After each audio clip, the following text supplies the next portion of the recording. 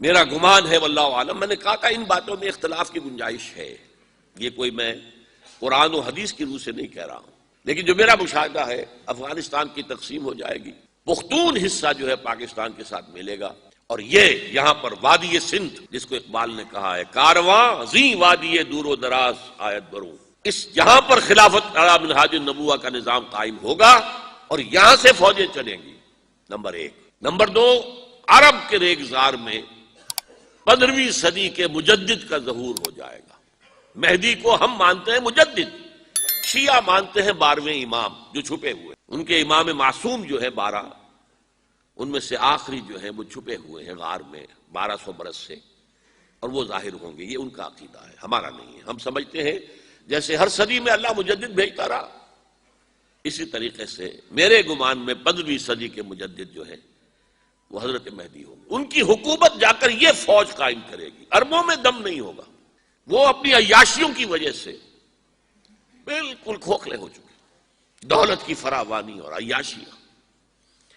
یہ بھی سننے میں آتا ہے دروغ برگردن راوی کہ اگر کوئی فوجی قافلہ ان کا چل رہا ہوتا ہے تو وہ بجائے ٹرکوں میں بیٹھنے کے وہ اپنی کاروں میں بیٹھ کے ساتھ ساتھ چلتے ہیں، وہ ٹرک خالی چل رہے ہوتے ہیں، ٹرک کی سختی جو ہے، سخت سیٹ جو ہے برداشت کرنا ان کے بس کا روگ نہیں ہے۔ یطیعون للمہدی یعنی سلطان ہو، اس کی حکومت کو مستحکم کریں۔ پھر حضرت مہدی کی طرف سے شروع ہوگا معاملہ جہاد، اور یہ سارا جو ملک چھوٹ ہم مسلمانوں کے ہاتھ سے نکل گئے تھے یہ واپس لے گیا۔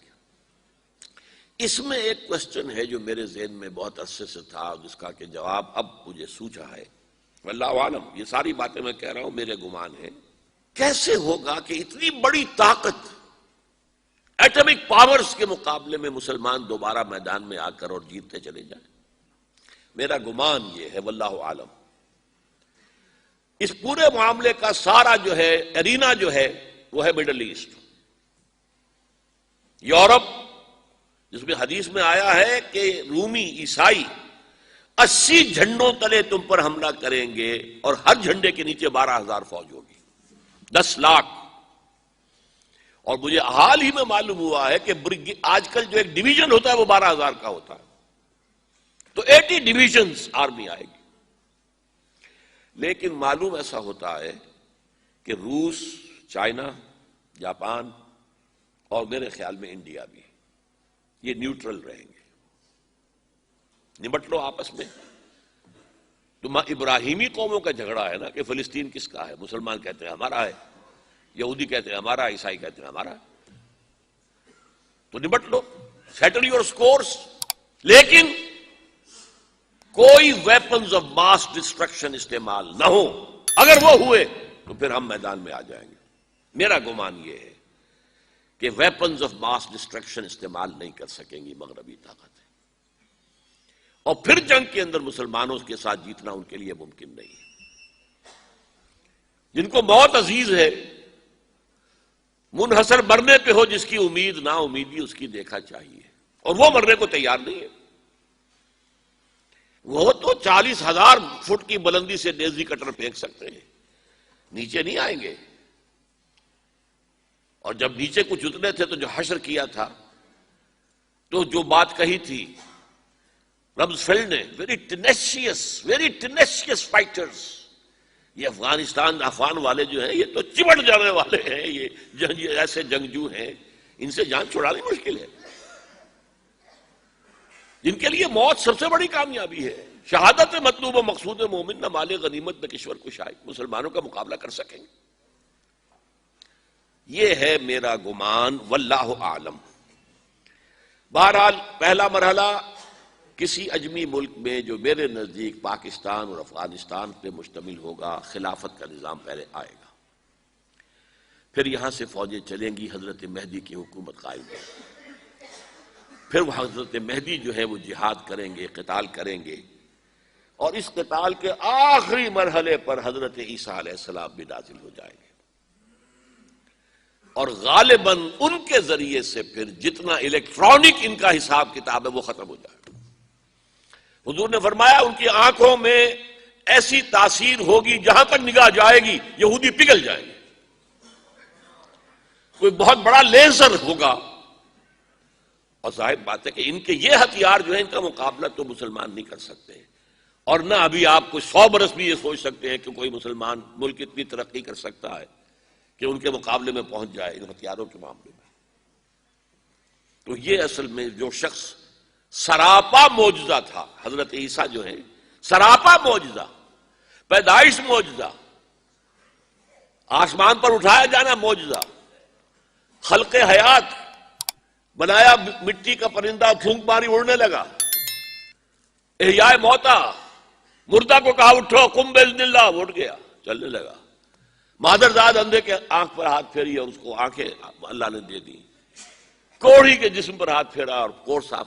اس سے بڑے معجزے تو کسی کو دیے ہی نہیں گئے، سراپا معجزہ۔ وہی آ کر آخری جو بھی ہوگا معاملہ، اس کے اندر حضرت عیسیٰ کی معجزاتی شخصیت جو ہے در حقیقت وہ فیصلہ کن ہوگی۔ میرے نزدیک یہ ہیں وہ چیزیں جس کی بنا پر میں سمجھتا ہوں کہ حالات جو ہیں جدھر جا رہے ہیں، حضرت عیسیٰ کے آنے کے بعد 2 نتیجے نکلیں گے۔ عیسائیوں کا مذہب ختم ہو جائے گا۔